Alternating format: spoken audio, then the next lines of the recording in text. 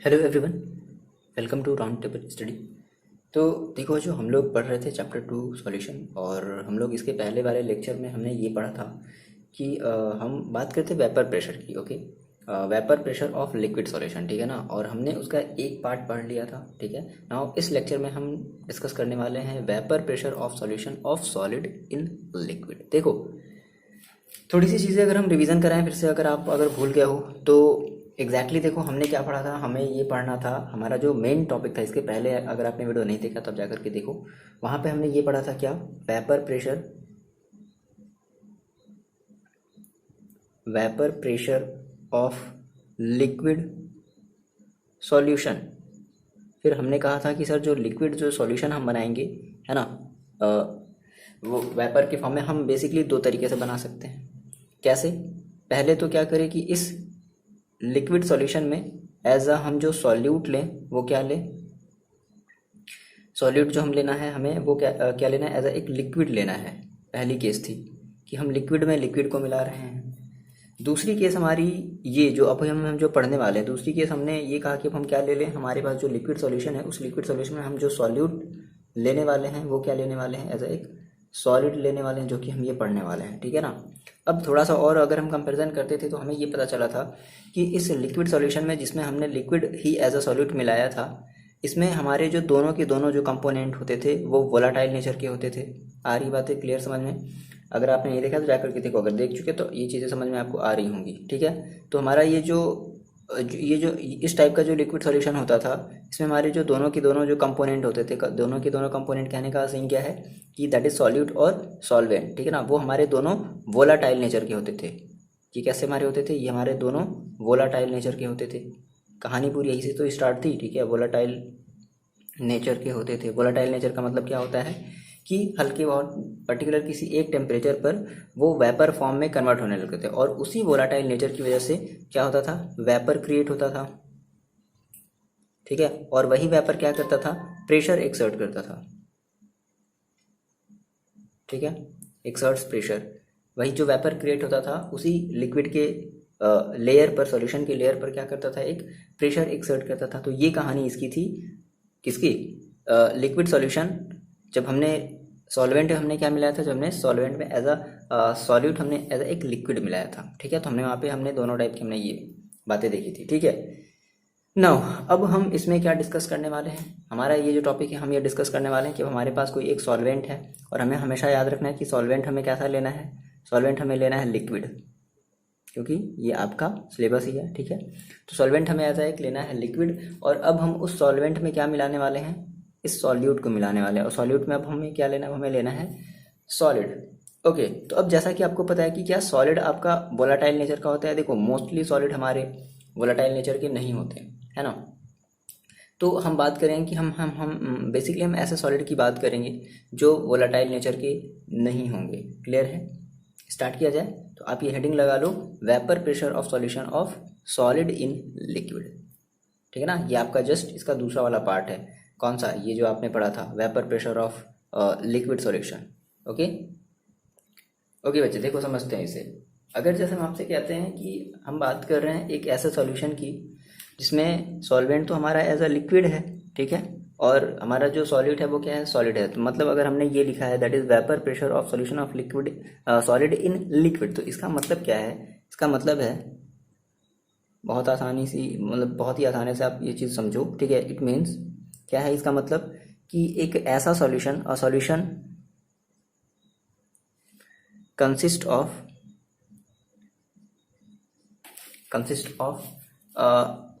क्या, कैसे कंसिस्ट है, कंसिस्ट ऑफ सॉलिड, ठीक है। सॉलिड क्या हुआ है, डिसॉल्व हुआ है, सॉलिड डिसॉल्व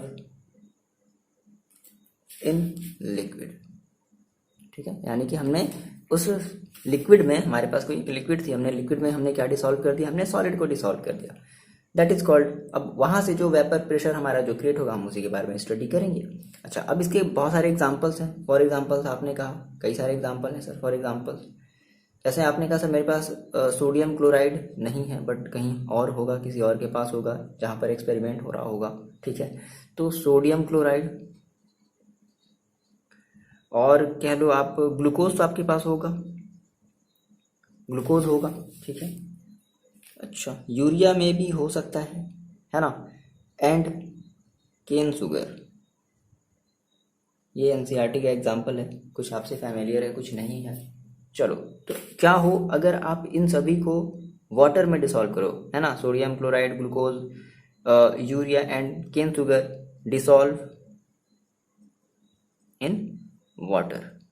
तो देखो आपको एक ही एग्जाम्पल्स मिला किसका, आपने क्या किया, आपने वाटर, दैट इज आपका ये एक सॉल्वेंट है, और सोडियम क्लोराइड कह लो, ग्लूकोज कह लो, यूरिया कह लो, केन शुगर कह लो, ये सभी आपके क्या हैं, सॉलिड है। तो आपने क्या किया, आपने इन सभी सॉलिड को वाटर में डिसॉल्व कर रहे हो। तो अभी हम फिलहाल एग्जांपल समझ रहे हैं, है ना। या फिर दूसरा और भी एग्जांपल क्या हो सकता है, क्या हम सर केवल वाटर ही ले सकते हैं एज अ सॉल्वेंट? नहीं, हमने कहा सर सॉल्वेंट हमारा कुछ भी होना चाहिए, मतलब कुछ में भी का मतलब क्या है, एज अ लिक्विड होना चाहिए, ठीक है। देखो मेन कॉन्सेप्ट हमारी यही है कि हम जो भी चीज़ें हम सॉल्वेंट के फॉर्म में हम पढ़ रहे हैं वो हमारी सारी सारी लिक्विड है, वो लिक्विड हो, चाहे वाटर हो, वो चाहे अल्कोहल हो, आपकी मर्जी, ठीक है। अब अल्कोहल होता है ना, जो अल्कोहल में लोग कुछ और भी डाल करके क्या क्या पीते हैं, वो अलग बात है, ठीक है। अच्छा, हमने कहा जैसे मान लो अगर हम एक दूसरा एग्जांपल लें, जैसे हमने कहा sir iodine and sulphur, okay, iodine and sulphur dissolves, हम अगर किसमें करें, इन कार्बन डाई सल्फेट, तो वो भी हमारा एक जो सॉल्यूशन बनेगा वो भी कैसा सॉल्यूशन होगा, यानी कि वो सॉल्यूशन हमारा जो होगा सॉलिड इन लिक्विड सॉल्यूशन। तो ये सारे आपके किसके एग्जांपल्स हैं, solid in liquid solution, these are the examples of solid in liquid solution. इतनी बात क्लियर है। अच्छा, तो देखो जैसे हमने वहाँ पे अपने पिछले वाले लेक्चर में, वीडियो में हमने ये समझा था कि अगर हम किसी भी लिक्विड में अगर हम किसी एक दूसरे लिक्विड को मिलाते हैं, तो बेसिकली देखो हमारी जो लिक्विड होती थी वो वोलाटाइल, जो हमारा जो सॉल्वेंट होता था वो वोलाटाइल नेचर का तो होता ही था।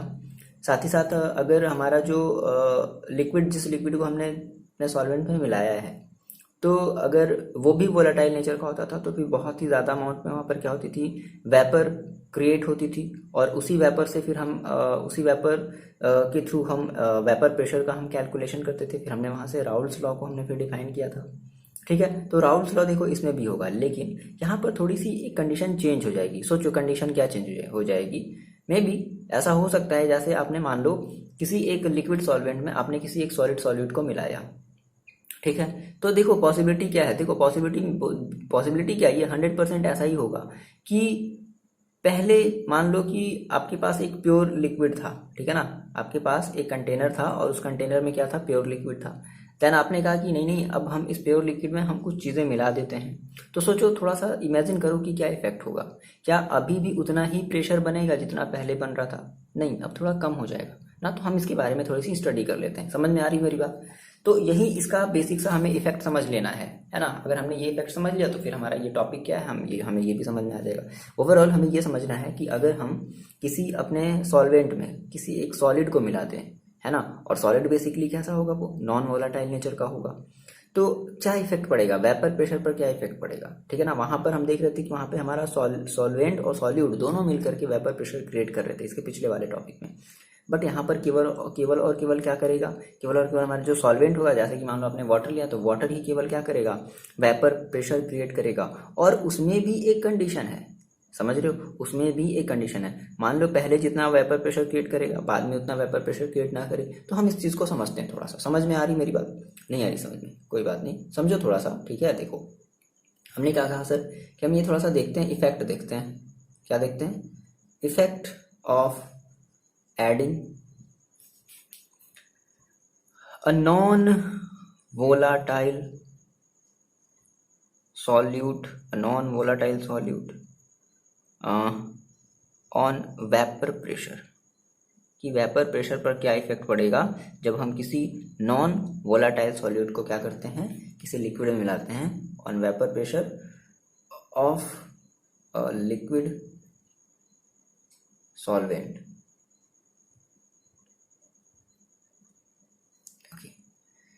ठीक है, आ रही बात समझ में। यहाँ से हम ये थोड़ी सी चीज़ देखते हैं कि आखिर एग्जैक्टली क्या इफेक्ट पड़ेगा। तो देखो इसके लिए कुछ डेमोन्स्ट्रेशन किए गए, मतलब कुछ एक्सपेरिमेंट किए गए, ये आप अपने घर पर भी कर सकते हो, है ना। क्या किया गया कि एक कंटेनर लिया गया, दिख रहा है आपको यहाँ पे, ये कंटेनर लिया गया, ठीक है। और इस कंटेनर में बचे केवल और केवल आपके पास प्योर सॉल्वेंट था। क्या था? Pure solvent. अभी केवल सॉल्वेंट है, कोई सॉलिड टॉलिड कुछ नहीं मिलाया गया, समझ रहे हो? ये आपको दिख रहा है प्योर सॉल्वेंट। तो इसमें केवल और केवल क्या था? प्योर सॉल्वेंट था, ठीक है। तो मान लो ये कंटेनर में ये यहाँ तक पूरा का पूरा जो प्योर सॉल्वेंट है वो यहाँ तक पूरा भरा गया है, यहाँ तक, ठीक है। ये पूरी ऐसे प्योर सॉल्वेंट है, कुछ भी मान लो, वाटर है, समथिंग कुछ भी। अच्छा, तो क्या होगा देखो, अब मान लो आप इसको, इस चीज़ को अगर किसी मतलब किसी कवर के थ्रू आप इसको मान लो कवर कर दो, ठीक है। और पर्टिकुलर किसी टेम्परेचर आप इसको कोई एक टेम्परेचर दे दो, तो क्या होगा कि उस टेम्परेचर पर इसके जो मॉलिक्यूल्स होंगे वो क्या होंगे? ऊपर की तरफ भागने की हल्के से, भाई ये वोलेटाइल नेचर का है ना, तो वोलेटाइल नेचर का है तो क्या होगा? ये ऊपर की तरफ जाने की कोशिश करेगा। और मैं भी मान लो यहाँ पे इसने बहुत सारे ऐसे, इसने वेपर के मॉलिक्यूल्स, मतलब इन्होंने एक वेपर क्रिएट कर लिया होगा ना, ऐसा बोलो। पहले ये बात तो बताओ मेरे को। जैसे आपके पास अगर जैसे कोई देखियो ना, आपकी जैसे बाल्टी में कोई पानी है या फिर पानी को ढक देते हो, तो क्या होता है? एक एक वेपर बनता है ना। तो ऐसे ही मान लो, ऐसे ये बहुत सारे ऐसे क्या हो गए थे, ये वेपर बाहर की तरफ जाने की कोशिश कर रहे थे, तो ये वेपर ऐसे बाहर की तरफ चले गए। अच्छा, ये हमारा अभी फर्स्ट केस था ना हमने कहा कि नहीं नहीं, अब हमें इसमें थोड़ा सा क्या करना है, हमें इसमें कुछ नॉन वोलेटाइल सॉलिड को मिलाना है। और नॉन वोलेटाइल सॉलिड में हमें जैसे कोई किसी सॉलिड को मिलाना है। तो हमने कहा सर ठीक है, अब इसी में हम क्या कर देते हैं, ये हमारी जो कंटेनर थी, इसी कंटेनर में हमने क्या किया, सेम जितना मान लो हमने क्या किया इसमें कि हमने 1 मोल ऑफ सॉल्वेंट लिया। 1 मोल ऑफ हमने क्या लिया? 1 मोल हमने सॉल्वेंट लिया, ठीक है। 1 मोल सॉल्वेंट, आप सॉल्वेंट पूरा लिख लेना। और हमने फिर 1 मोल सॉल्यूट लिया, और हमारा वो सॉल्यूट कैसा है? नॉन वोलेटाइल नेचर का है, ठीक है।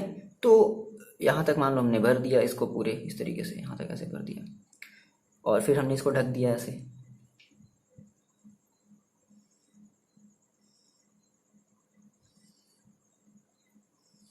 ठीक है। तो देखो क्या देखने को मिला, अब ये देखने को मिला कि पहले के अमाउंट में, है ना, ये देखने को मिला बच्चे कि पहले के अमाउंट में जो हमारी अभी जो वेपर प्रेशर, जो मतलब जो इतने सारे जो वेपर बन रहे थे, अब जो वेपर है वो बहुत ही कम बन रहा था। जो वेपर है बहुत ही अब कम बन रहा था। तो इसका रीज़न ये मिला, पता चला ये था कि बेसिकली देखो, अब यहाँ पर इसके सरफेस पर केवल जो पार्टिकल्स थे वो केवल आपके प्योर सॉल्वेंट के थे, इसलिए बहुत ज़्यादा अमाउंट में ऊपर की तरफ जा रहा था। लेकिन यहाँ पर देखो क्या होगा, अब यहाँ पर जो एक पार्टिकल्स होगा वो एक सॉल्यूट का भी होगा। तो देखो हम सॉलिड वाले को हम कैसे रिप्रेजेंट कर रहे हैं, सॉलिड वाले को हम कर रहे हैं रेड से, और जो सॉल्वेंट वाला है उसको हम कर रहे हैं ब्लू से, ठीक है। समझ रहे हो?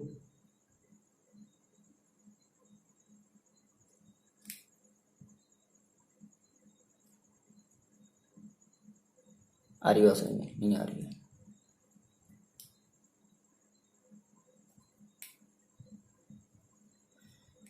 है ना। तो ये चीज़ हुई, देखो इसका मतलब ये है ना कि जो हमारा पार्टिकल है, ठीक है, वो कहीं ट्रैप हो जा रहा है। मतलब ये जो हमारा जो सॉल्वेंट का पार्टिकल जो स्केप कर सकता था पहले, जो स्केप कर ले रहा था, अब वो स्केप नहीं कर पा रहा है ड्यू टू इस सॉल्यूट वाले पार्टिकल्स की वजह से, इस सॉल्यूट वाले मॉलिक्यूल्स की वजह से, ठीक है ना। यहाँ पर आप ये चीज़ें थोड़ी सी मेंशन कर दो, क्या कि हमने जो सॉल्यूट लिया है, ये जो हमारा है, ये रेड कलर वाला जो मॉलिक्यूल्स आपको छोटा छोटा जो दिख रहा है, ये क्या है, और ये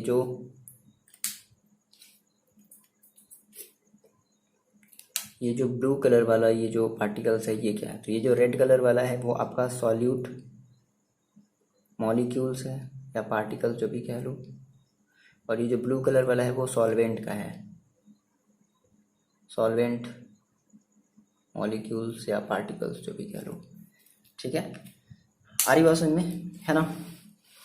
तो सिंपल सी बात है, जो ऑब्जर्वेशन यहाँ पर किया गया हम उसी ऑब्जर्वेशन को क्या करते हैं, इतनी बात पहले मेरे को बताओ, समझ में आई? अब इसी चीज़ को हम क्या करते हैं, लिख लिया जाए। देखो तो हमने क्या कहा सर, कि हमने कहा कि अगर हम किसी अपने सॉल्वेंट में किसी सॉल्यूट को अगर हम मतलब मिलाते हैं है ना। तो उसकी वजह से जो सॉल्वेंट के मॉलिक्यूल्स की जो वेपर बनने की जो कैपेसिटी थी, है ना, अब वो थोड़ी सी कम हो गई। ठीक है, समझ में आ रही बात। तो इसी चीज़ को हम लिख लिया जाए। मतलब हमने कहा सर कि इन the presence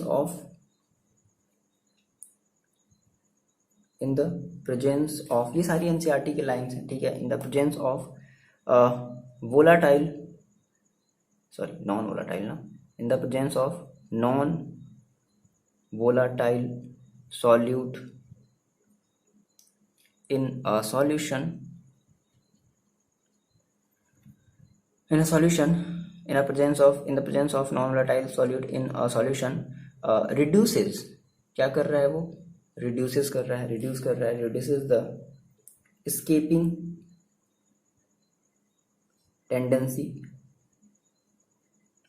tendency of solvent molecules, है ना। वो सॉल्वेंट मॉलिक्यूल्स के स्केपिंग कैपेसिटी को क्या कर रहा है, रिड्यूस कर रहा है। मतलब उसको रोक करके ऐसे पकड़ ले रहा है, नहीं तुम्हें नहीं जाना है, मैं नहीं जाने दूंगा, देखो छोड़ करके मत जाओ, ठीक है। तो कुछ ऐसा यहाँ पर सिस्टम हो रहा है। ओके, सॉल्वेंट मॉलिक्यूल्स, ठीक है। क्या हो गया, the presence of non volatile solute in a solution reduces the escaping tendency of solvent molecules into vapour. मतलब वेपर में जाने से वो क्या कर रहा है, रोक रहा है, ठीक है, वेपर फेज। अच्छा, तो अब देखो, अब इसकी वजह से होगा क्या अगर ऐसा हुआ।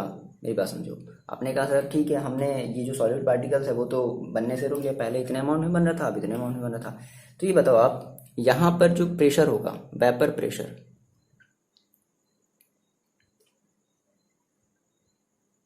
वो क्या होगा, ये ग्रेटर होगा या यहाँ पर जो वेपर प्रेशर बना होगा, दिख रहा है आपको, यहाँ पर जो वेपर प्रेशर होगा और एक यहाँ पर भी एक वेपर प्रेशर बना होगा। तो बताओ इसमें से कौन सा ज़्यादा होगा, इधर वाला वेपर प्रेशर क्या होगा, ग्रेटर होगा, ऑब्वियस ही बात है। तो आपने कहा कि ड्यू टू दिस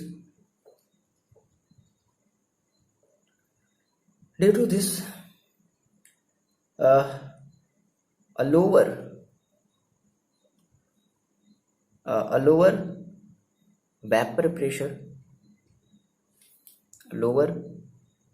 vapor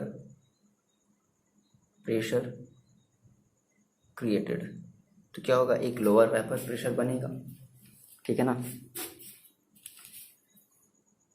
और आप साथ में ये भी बता दो कि ये जो ऐसा ये जो हुआ, ये जो लोअर वेपर प्रेशर ये जो बना है, ये किसकी वजह से बना, बता सकते हो। आपने कहा कि the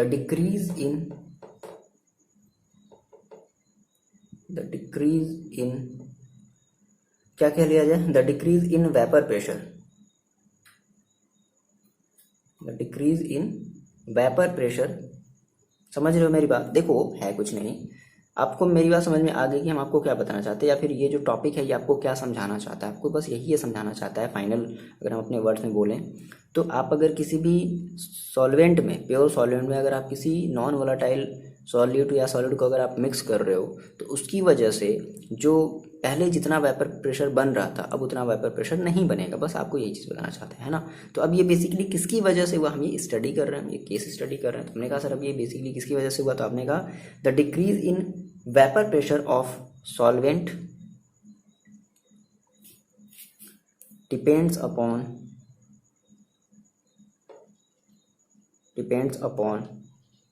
the quantity of non volatile solute present in solution। सही बात है। आपने कहा सर हम मान लो क्या हो कि अगर हम सॉल्यूट को बहुत ज़्यादा अमाउंट में मिला दें, नॉन वोलेटाइल सॉल्यूट बहुत ज़्यादा अमाउंट में मिला दें, तो अब ये जो इतना बन रहा था वो और कम हो जाएगा, है कि नहीं, समझ रहे हो ना, और कम हो जाएगा। तो ये बेसिकली देखो किस पर डिपेंड कर रहा है, ये बेसिकली डिपेंड कर रहा है कि आपकी जो अमाउंट है नॉन वोलेटाइल सॉल्यूट की वो आपके सॉल्यूशन में कितनी है, ये इस बात पर डिपेंड कर रहा है, ठीक है। यहाँ पे इस चीज़ को थोड़ा सा मिटाते हैं, आप इस चीज़ को नोट डाउन कर लिया, ओके। अच्छा,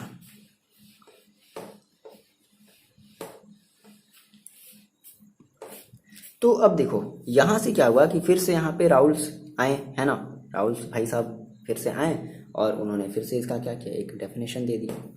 अब क्या कहा उन्होंने इस बार ये कहा कि अगर देखो इस बार उन्होंने कहा कि हमारी जो प्रेशर है वो रिलेटिव थोड़ी सी लोअर है पहले के कंपैरिजन में, मतलब इसके कंपैरिजन में ये हमारी प्रेशर कैसी है, लोअर है ना। देखो अब इस टॉपिक को इसके बाद वाले टॉपिक में बहुत अच्छे से फिर एक्सप्लेन किया गया, फिर इसके बेसिस पे और कई सारी फिर थ्योरी बनी, है ना। तो फिलहाल अभी यहाँ पे ये एक छोटा सा फॉर्म आपको ऐसे समझा दिया गया। यहाँ पर इन्होंने कहा कि भाई देखो, इन्होंने यहाँ से एक डेफिनेशन दिया, फिर से अपने इन्होंने फिर से अपने राउल्स लॉ, मतलब इन्होंने अपना फिर से एक लॉ बनाया, फिर और इन्होंने कहा कि फॉर एनी सॉल्यूशन, अगर मेरे पास कोई भी एक सॉल्यूशन है, ठीक है, फॉर एनी सॉल्यूशन, तो उन्होंने ये कहा कि द रिलेटिव लोअरिंग, लोअर हो रहा है ना, the relative lowering of vapour pressure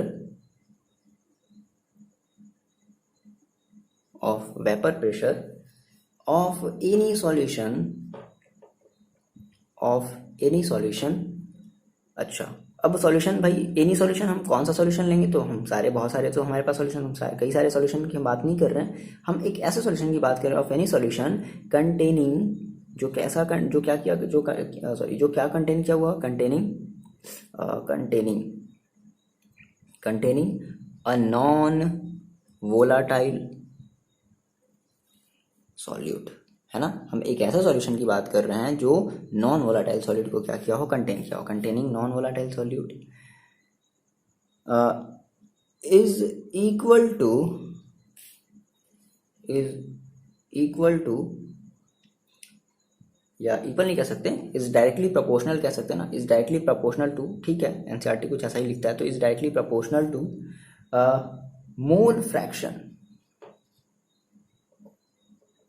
mole fraction of the solute in solution. सही बात है। बेसिकली ये जो वेपर प्रेशर ये जो है ना, और कैसा vapour pressure, relative lowering vapour pressure, है ना। तो ये बेसिकली किस पर डिपेंड कर रहा है, तो ये हमारी बेसिकली डिपेंड कर रहा है कि हमारे सॉल्यूशन में जो नॉन वोलाटाइल जो सॉल्यूट है वो कितनी ज़्यादा, उसका जो मोल फ्रैक्शन है वो कितना ज़्यादा है। ज़्यादा अगर उसका अमाउंट में मोल फ्रैक्शन होगा तो हमारी जो वेपर प्रेशर होगी वो और कम होगी, ठीक है।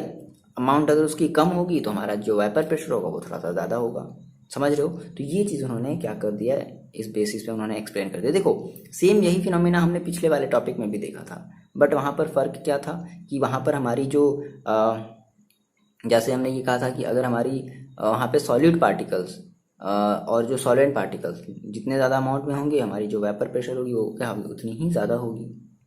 ओके, ठीक है। या फिर इस चीज़ को आप ऐसे भी समझ सकते हो कि भाई देखो, आपकी जो भी जो भी आपका वेपर प्रेशर जो क्रिएट होगा, है ना, तो वो बेसिकली केवल और केवल किसकी वजह से क्रिएट हो रहा है, आपके सॉल्वेंट की वजह से क्रिएट हो रहा है, ठीक है। तो बेसिकली ये जो वेपर प्रेशर है वो किस पर डिपेंड करेगा, हमारे सॉल्वेंट के मोल फ्रैक्शन पर डिपेंड करेगा। बहुत ज़्यादा अमाउंट में अगर हमारा सॉल्वेंट है तो ज़्यादा वेपर प्रेशर क्रिएट होगा, ठीक है। फिलहाल इस चीज़ को ये इन्होंने बस यहाँ पर ऐसे ही एक्सप्लेन किया, फिर बाद में इस चीज़ को और अच्छे से देखो, यहाँ पर थोड़ा सा आपको भी थोड़ा सा कन्फ्यूजन हो रहा होगा कि अच्छा मतलब यहाँ पर तो फिर हम देख रहे हैं कि यहाँ पे अफेक्ट कर रहा है ना, यहाँ पे हमारा जो सॉल्यूट पार्टिकल्स है वो क्या कर रहा है, ये इस सॉल्वेंट के वेपर बनने के प्रोसेस को क्या कर रहा है, थोड़ा सा अफेक्ट कर रहा है। तो फिर इस चीज़ को हमने फिर और आगे मतलब हाँ, ये आइडियल नॉन आइडियल के बाद में, है ना, एक और आपका टॉपिक आएगा, तो उस चीज़ में वहाँ पर इस चीज़ को और काफ़ी अच्छे से जो है वो एक्सप्लेन किया गया है, ठीक है। बस फिलहाल आप यहाँ पर ऐसे याद रखो, जो भी आपकी एनसीईआरटी में जो डेफिनेशन दी गई है, देखो अपनी बुक में, एनसीईआरटी की बुक देखो हमेशा साथ में रखा करो जब आप पढ़ा करो तो, है ना। देखो आपकी बुक में क्या कह रहा है कि for any solution the partial, जो ये जो ब्लैक बोल्ड कलर से जो मतलब बोल्ड फॉर्म में जो लिखा हुआ है, for any solution the partial vapour pressure of each volatile component, है ना, यानी कि जो भी हमारा पार्शियल प्रेशर होगा सॉल्यूशन का, for any solution the partial vapour pressure of each volatile component. Each volatile component का मतलब क्या, बेसिकली हम अभी यहाँ पे केवल हमारे पास प्योर सॉल्वेंट ही क्या है, वो वोलाटाइल नेचर का है, तो partial pressure of each volatile component in the solution is directly proportional to its mole fraction, ठीक है। वो डायरेक्टली प्रोपोर्शनल किसके होगा, अपने मोल फ्रैक्शन, मतलब उसका जो वेपर प्रेशर है वो डायरेक्टली मोल फ्रैक्शन की क्या होगा, डायरेक्टली प्रोपोर्शनल होगा।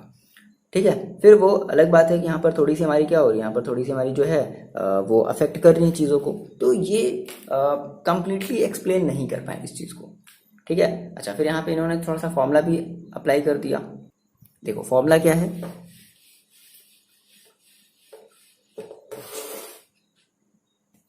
देखो मान लो आपने कहा सर मेरे पास क्या है कि मेरे पास एक बाइनरी सॉल्यूशन है, हम बाइनरी सॉल्यूशन तो लेकर के चल रहे हैं। कंसीडर अ बाइनरी सॉल्यूशन जिसमें दो कंपोनेंट होते हैं, एक कंपोनेंट 1 और एक component 2, consider a binary solution. ठीक है। तो बेसिकली बाइनरी सॉल्यूशन का मतलब क्या होता है कि आपके पास 2 कंपोनेंट होते हैं, 2 कंपोनेंट। मान लो कि हमने, मेरे पास 2 कंपोनेंट में क्या है, पहला मान लो हमारे पास सॉल्वेंट है। ठीक है। तो सॉल्वेंट, मान लो कि हम सॉल्वेंट को डिनोट कर रहे हैं, denoted by 1 and solute denoted by 2। हम इसको सॉल्यूट को हम 2 से डिनोट कर रहे हैं। ठीक है। अच्छा, तो आपने कहा कि सर हमारा जो सॉल्यूट है वो क्या है, आपने कहा कि सिंस हमारा जो सॉल्यूट है इज नॉन वोलाटाइल, सॉलिड क्या है, नॉन वोलाटाइल है, एंड ओनली सॉल्वेंट और only solvent molecules are present in vapour phase. यही तो होगा, बोलो। जो हमारा सॉल्यूट है वो तो नॉन वोलाटाइल है, लेकिन हमारा जो सॉल्वेंट है वो वोलाटाइल है, तो केवल जो वेपर फेज में कौन होगा, वेपर फेज में केवल और केवल कौन होगा, सॉल्वेंट होगा। तो है ना, वेपर कह सकते हैं कि vapour molecules present in solvent molecules present in vapour phase. ठीक है। एंड, और इसकी वजह से क्या होगा, एंड क्रिएट वेपर प्रेशर करेगा, एक वेपर प्रेशर क्रिएट होगा केवल और केवल इस सॉल्वेंट की वजह से। तो लेट कर लिया जाए फिर से वही चीज़, वही आपने जो रॉल्स लॉ में आपने पढ़ा था कि भाई हमारा जो P1 है, ठीक है, वो क्या है, वो है हमारा वेपर प्रेशर ऑफ सॉल्वेंट। यहाँ पे सॉलिड की कोई कहानी ही नहीं है, पिछले वाले में सॉलिड की कहानी थी, बट यहाँ पे ऐसा कुछ है ही नहीं। अब ये जो x1 है, ये मान लेते हैं कि हमारा ये मोल फ्रैक्शन है, मोल फ्रैक्शन ऑफ सॉल्वेंट। अच्छा, फिर एक और हमारी ये चीज़ एक और चीज़ आई थी, याद करो क्या था, P1 नॉट, जिसको हमने कहा था, ये हमारा क्या था, ये हमारा वेपर प्रेशर, ये भी हमारा वेपर प्रेशर ही था। लेकिन कौन सा वेपर प्रेशर, बताओ, vapour pressure in pure state. Pure state का मतलब समझ में आ रहा है कि जब आपने कोई भी सॉल्यूट ना मिलाया हो, उस केस में, जैसे मैंने 2 फिगर बनाया था ना, तो उस केस में, पहले वाले केस में। ठीक है। तो ये हमारी एक प्योर स्टेट में, मतलब हमारा जब सॉल्वेंट जब प्योर स्टेट में है, जब आपने उसमें कोई भी सॉल्यूट नहीं मिलाया हो, तो उस केस में उसकी वेपर कितनी थी, वेपर प्रेशर उसकी कितनी थी, तो ये चीज़ है। तो आपने कहा था राउल्स लॉ के अकॉर्डिंग आप क्या कहोगे, आप ये तो कहोगे भाई P1 is equal to x1 और P1 नॉट, यही तो था, आई बात में, बस ये चीज़ है, और क्या है। वहाँ पर हमारे पास दोनों चीज़ें होती थी, बट यहाँ पर हमारे पास केवल और केवल सॉल्वेंट है। क्लियर हुआ, आ रही बात समझ में? ठीक। अब देखो यहाँ से एक और चीज़ बताया गया, एक हेडिंग एनसीईआरटी में बोलता है क्या, कि Raoult's law as special case of Henry's law. क्या मतलब है इसका, हम थोड़ा सा इसको समझते हैं। ठीक है, Raoult's law as special case of Henry's law, तो आप हेडिंग लगा लो क्या,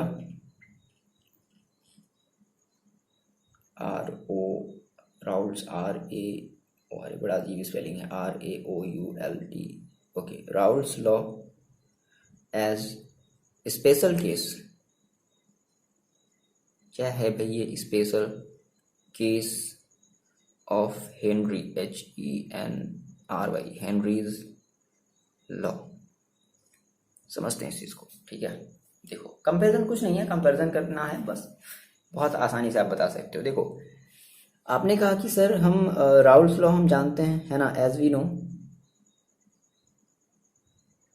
क्या जानते हैं भाई, क्या जानते हो आप, क्या जानते हो, अकॉर्डिंग टू, जानते तो बहुत कुछ है, according to Raoult's law, Raoult's RAO, okay, Raoult's law, according to Raoult's law, देखो आप राउल्स लॉ के अकॉर्डिंग क्या जानते हो, आप यही तो जानते हो कि अगर आपकी लिक्विड अगर आपका एक सॉल्यूशन होता है तो उस केस में आप क्या कहते हो, आप ये कहते हो कि P1 जो होगा वो P1 नॉट और इंटू x1 की क्या होगा, मल्टीप्लिकेशन के इक्वल होगा। आप ये राउल्स लॉ के अकॉर्डिंग जानते थे, ठीक है। अच्छा, फिर आप हेनरीज लॉ भी जानते हो, and according to Henry's law, अब देखो बेसिकली यहाँ पे हमें हेनरीज लॉ हमने किस लिए बताया था, तो हमने Henry's law for a solution of gas, याद रखना है यहाँ पे हम गैस की बात करते थे, for a solution of gas in liquid, याद आया, पार्शियल प्रेशर की हम बात करते थे gas in liquid, and the solubility की बात करते थे of gas in liquid, of solubility of gas in liquid. तो क्या होता था उसके लिए, आप यही कहते थे ना, P1 is equal to KH बोलो और x1। अच्छा, आपको अगर आप इन दोनों को अगर देखो आप कंपैरिजन करो तो यहाँ से आपको एक चीज़ कॉमन मिल रही है, क्या, कि दोनों ही केसेस में हमारी जो पार्शियल वेपर प्रेशर है ना, जो मतलब दोनों ही केसेस में हमारी जो पार्शियल वेपर प्रेशर है वो डायरेक्टली प्रोपोर्शनल है किसके, मोल फ्रैक्शन, नहीं है कि नहीं, देखो दोनों ही केसेस में जो हमारी जो पार्शियल वेपर प्रेशर है डायरेक्टली प्रोपोर्शनल है भाई, इसके डायरेक्टली प्रोपोर्शनल है मोल फ्रैक्शन के। तो फर्क क्या है, फर्क केवल इसके कांस्टेंट का है। तो आपने ये कहा, सेम वही चीज़ आपने जो फील किया आप उसी को बताओगे, क्या बताओगे कि बाई कंपेयरिंग, आपने यही तो किया, by comparing both condition, by comparing both condition, the partial vapor pressure, the partial vapor pressure of volatile component होगा ना, volatile component, volatile, the partial vapor pressure of volatile component is directly proportional, is directly proportional to its mole fraction. बस जो आपने feel किया उसी को आपने लिख दिया, समझ रहे हो, बस समझने वाली चीज़ है, समझ लोगे तो आपने से आप खुद बना करके लिख सकते हो, ठीक है ना। Directly proportional to its mole fraction, mole fraction in solution. अच्छा, तो अब भाई फर्क क्या है, फर्क क्या है, तो फर्क जो है वो only the proportionality constant, proportionality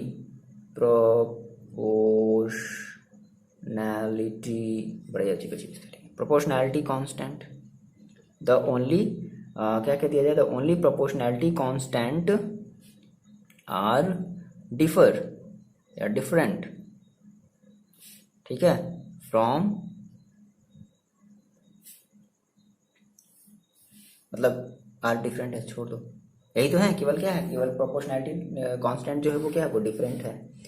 okay, तो अब अगर हम बात करते हैं स्पेशल केस की, कह रहा है कि special case of Henry law, मतलब राउल्स लॉ एज, तो राउल्स लॉ में आपको हेनरी लॉ का स्पेशल केस लगाना है। तो देखो हमने कहा 10, ठीक है, फॉर ए स्पेशल केस,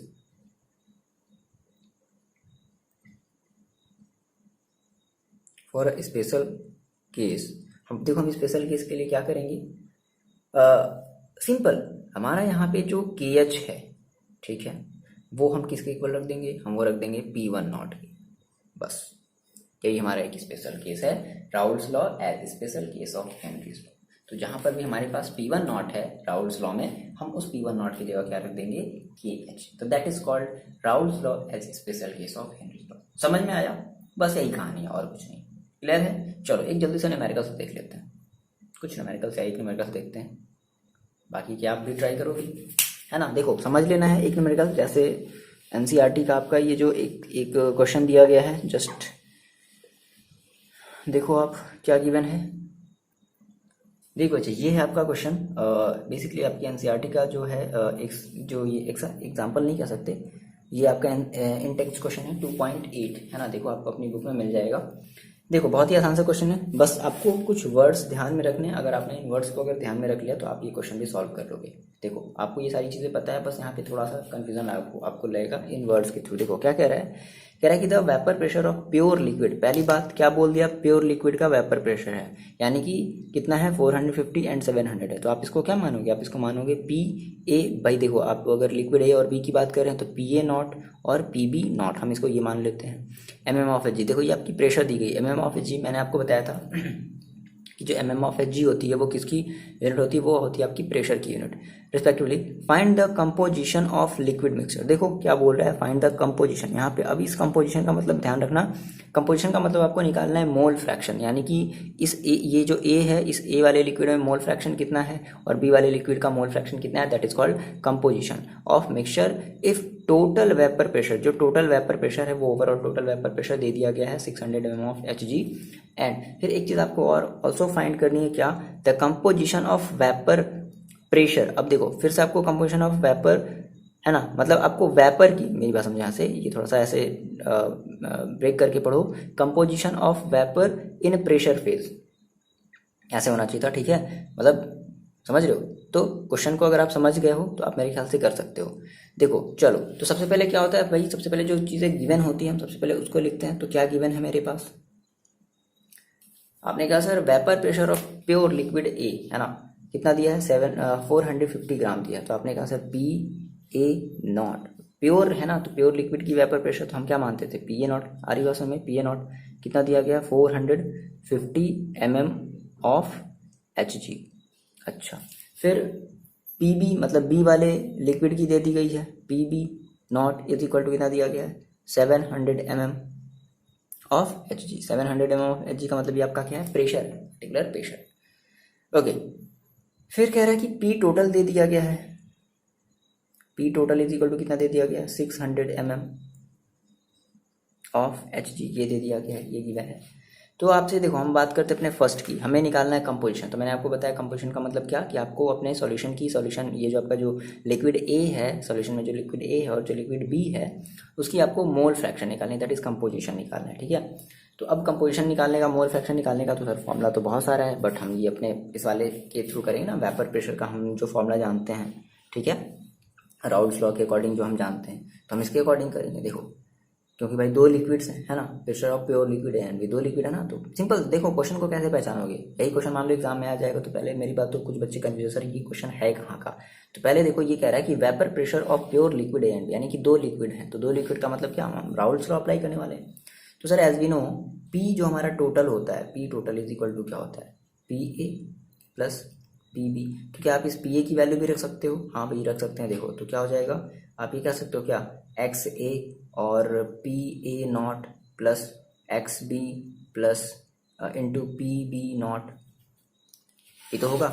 अच्छा अब देखो, अब एक्स ए हमें निकालना है और हमें एक्स बी भी निकालना है, तो फिर हम क्या कर सकते थे सर, हमने बताया था कि हम इसको किसी दूसरे वाले मोल फ्रैक्शन के टर्म में लिख सकते हैं। कैसे, तो मान लो आपने एक्स ए को एक्स ही छोड़ दिया, एक्स ए ही छोड़ दिया, और पी ए को पी ए नॉट ही छोड़ दिया, प्लस एक्स बी को आपने कर दिया 1 माइनस एक्स ए, बोलो ऐसा कर सकते हैं, इनटू पी बी कर सकते हैं ना। आपने अगर मेरे वीडियो देखें तो आपको ये समझ में आ रहा होगा। भाई देखो mole fraction, total mole fraction मान लो आपने कहा सर एक्स ए है और प्लस एक्स बी है, तो इन दोनों की मोल फ्रैक्शन कितनी होगी, 1 होगी।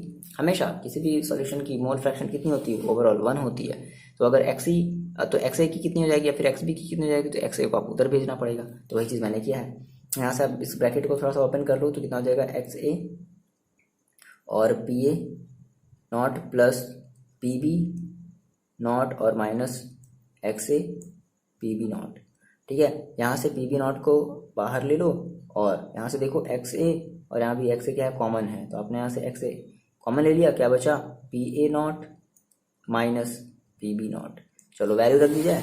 आपने कहा सर पी टोटल की वैल्यू कितनी है 600 is equal to P B naught की वैल्यू देखो कितनी है 450 प्लस एक्स ए की वैल्यू आपको निकालनी है, पी ए नॉट की वैल्यू है देखो कितनी 450 माइनस पी बी नॉट की वैल्यू कितनी है 700, क्या हो जाएगा 600, और इस 450 को इधर ले आओ, तो ये आपका कितना हो जाएगा 600 सॉरी 450, यानी कि हो जाएगा आपका ये 150 होगा ना। ओके, इज इक्वल टू, यहाँ पे हमें वैल्यू किसकी देखो रखनी थी, पी बी नॉट की रखनी थी। ये देखो गलत हो गया, गलत हो जाता पूरा। पी बी नॉट देखो कितना है, 700 है ना। ओके सॉरी, ठीक है। तो इधर कितना बचेगा आपको, इस 700 को इधर ले आओ तो कितना बचेगा, माइनस का 100 इज इक्वल टू, ये कितना बचेगा, ये आपका बचेगा एक्स ए इंटू 450 माइनस 700, तो भाई कितना हो गया, माइनस का कितना हो जाएगा 250। हाँ ठीक है, ये माइनस माइनस आपका कैंसिल आउट हो जाएगा। सो फाइनली आपने कहा sir X A is equal to कितना है, माइनस माइनस कैंसिल, तो 100/250 कट कर दिया, तो एक्स इज इक्वल टू कितना आ गया, ये आपका आ गया 0.40। ठीक है, ये आपने एक्स ए का क्या कर लिया, मोल फ्रैक्शन आपने निकाल लिया, है ना। तो फाइनली आप बता दो क्या पूछा है भाई अपने क्वेश्चन में। देखो कह रहा है कि find the composition of liquid mixture. ठीक है, तो आपने कहा sir hence composition of liquid mixture. तो दो लिक्विड हैं, तो कौन कौन सा, हमने कहा सर पहले एक्स ए का मतलब क्या, mole fraction of A is equal to कितना आया 0.40। फिर आपने कहा सर एक्स बी यानी कि mole fraction of B is equal to कितना करेंगे, तो 1 माइनस 0.40 कितना आ जाएगा 0.60। तो ये आपने कंपोजिशन निकाल लिया किसकी, लिक्विड मिक्सचर की। अब देखो, अब दूसरा देखो जो क्वेश्चन बोल रहा है वो ये बोल रहा है क्या, दूसरा क्वेश्चन देखो बच्चे ये बोल रहा है कि also find the composition of vapour pressure का। तो आप मेरे को बताओ वेपर प्रेशर का, आप जस्ट एक फॉर्मूला मैंने आपको बताया था क्या, वेपर प्रेशर ऑफ ए क्या कहा जाए, मतलब कंपोजिशन की बात कर रहे हैं ना, तो कंपोजिशन जो बोला है वही लिख लेते हैं एग्जाम में, ठीक है अपने कॉपी में। कंपोजिशन ऑफ वेपर फेज, ठीक है, दैट इज, हमें क्या निकालना है, हमें निकालना है मोल फ्रैक्शन। मैंने आपको बताया था पिछले वीडियो में, मोल fraction of A in vapour phase. तो कितना हो जाएगा भाई, अगर ए का निकाले तो क्या करोगे, P A upon P A plus P B. ठीक है, अच्छा अब इस पी ए की वैल्यू देखो आप क्या कर सकते हो, X A into P A naught upon X A P A not plus X B P B not. ठीक, तो एक्स ए देखो कितना दिया गया है, एक्स ए दिया गया है 0.4 इंटू पी ए कितना दिया गया है 450 अपॉन एक्स ए 0.4 इंटू 450 प्लस एक्स बी कितना है भाई, एक्स बी है आपके पास 0.6 इंटू पी बी कितना है 700, ये तो है। तो कितना कर दोगे, तो 45 90 18 180 अपॉन 180 प्लस 42 420 होगा। सॉल्व कर लिया, कितना आ गया 180 अपॉन कितना आ जाएगा भाई 420 प्लस 80 दैट इज 500 600, जीरो से जीरो कैंसिल, तो कितना आ गया 6 × 18 यानी कि 0.30। ये आ गया किसका, वेपर फेज है ना, that is mole fraction of A in vapour phase. ये आपका आ गया ना। आप बी की बात कर लो, ठीक है, and mole fraction of B in vapour phase is equal to 1 minus 0.30, कितना आ गया 0.70। ये आपका फाइनल हो जाएगा आंसर, दिख रहा है। ओके, बस ऐसे आप सॉल्व कर लो। तो ये रहा, ठीक है ना। इसके जस्ट बाद देखो हम स्टार्ट करेंगे ideal ideal and non ideal solution के बारे में बात करेंगे। फिर वहाँ से आपका एक जो टॉपिक मिक्सचर आएगा, ठीक है, फिर ये टॉपिक खत्म। फिर उसके बाद आपका मोस्ट इंपॉर्टेंट टॉपिक जो है वो इसके जस्ट नेक्स्ट लेक्चर के बाद स्टार्ट होगा। तो चलो आप पढ़ाई करते रहो, और बेसिकली वीडियो जो है वो कंटिन्यू आएंगे। सॉरी थोड़ा सा उधर बीच नहीं बना पा रहे थे, बट अब आपको कंटिन्यू वीडियो मिलेंगे और जल्दी से देखो इसको ख़त्म करके फिर हम लोग जल्दी जल्दी स्टार्ट करेंगे। टेंशन यार देखो मत लेना, ठीक है ना। कोशिश हम भी कर रहे हैं, ठीक है, बट थोड़ा सा बस एक फ्लो नहीं बन पा रहा है। बस जिस दिन फ्लो अगर बन गया तो देखो एग्जैक्टली क्या है ना कि अगर देखो रियलिटी देखो मेरी यही है कि अगर देखो पढ़ने का सच में पढ़ने का मन है या पढ़ाने का मन है, ठीक है ना, तो अगर मन है तो फिर बहुत अच्छा लगता है पढ़ने और पढ़ाने में, दोनों में। अब आपका अगर मन नहीं है पढ़ने का या फिर पढ़ाने का अगर मन नहीं है, चाहे आप जितनी कोशिश कर लो ना, आप नहीं कर पाओगे या फिर आप पढ़ नहीं पाओगे या फिर आप पढ़ा नहीं पाओगे। तो हाँ, बट ये है कि थोड़ा सा फिर ना फिर रिग्रेट फील होता है कि यार नहीं, मतलब समझ रहे हो, मतलब बाद के लिए फिर एनर्जी आ जाती है कि यार नहीं ऐसा नहीं करना चाहिए था, समझ रहे हो। तो ये चीज़ होती है, आप भी ऐसा फील करो, है ना। अगर किसी किसी दिन आप अगर नहीं पढ़ रहे हो, ठीक है, आपका मन नहीं कर रहा, मत पढ़ो, बट बाद में थोड़ा सा रिग्रेट फील करो कि यार नहीं मेरे को ऐसा नहीं करना था, मेरे को पढ़ना चाहिए था। तो वही चीज़ मेरे साथ भी होता है, जब हम वीडियो नहीं बनाते हैं तो फिर बाद में फिर मेरे को फील होता है, जैसे मान लो अभी केमिस्ट्री की लगभग 1 हफ्ते से वीडियो नहीं बना रहे, तो फिर मेरे को लगा नहीं यार ऐसा नहीं करना चाहिए था, करना चाहिए था थोड़ा थोड़ा थोड़ा। हाँ, तो ये सब सारी चीज़ें देखो थोड़ी थोड़ी थोड़ी चीज़ें करके हम अपने आप को इम्प्रूव कर सकते हैं, एग्जैक्टली, है ना। ऐसा नहीं है कि मतलब अचानक से आप मतलब आपको कोई वरदान मिल गया, आप मस्त आप हो गए, ऐसा नहीं। तो ये भाई देखो ह्यूमन लाइफ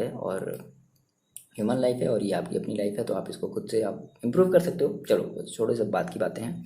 फिलहाल मिलते हैं आपसे नेक्स्ट बच्चे में, तो पढ़ाई करते रहो और अपना ख्याल रखो।